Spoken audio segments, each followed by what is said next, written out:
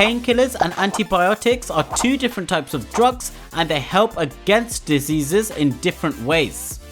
Painkillers are drugs that manage symptoms such as pain and fever, but do not target the underlying cause of the disease. Examples of these are things like aspirin and paracetamol.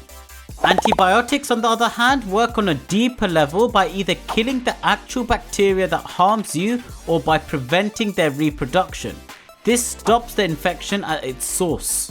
They only work against bacterial infections and are completely ineffective against viral diseases such as measles and COVID.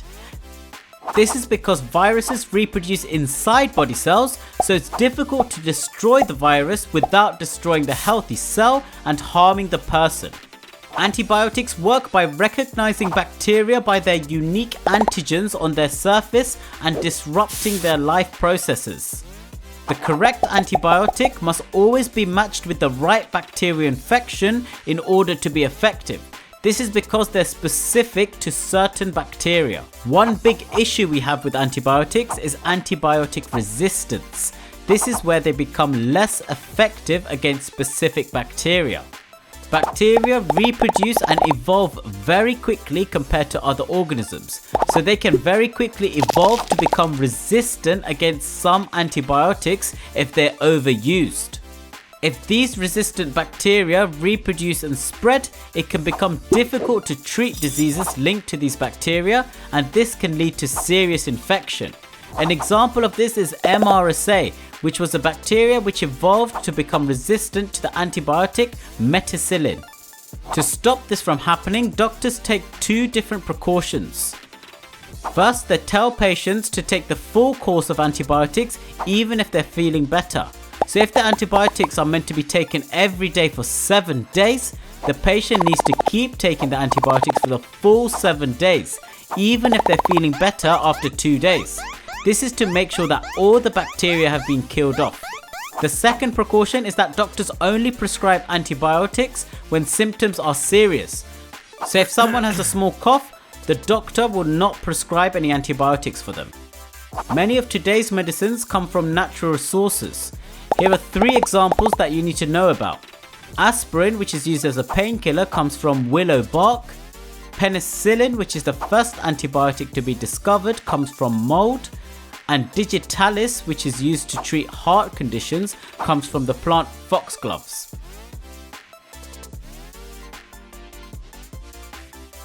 Okay, now let's try a quiz on this topic. See how many questions you can get right.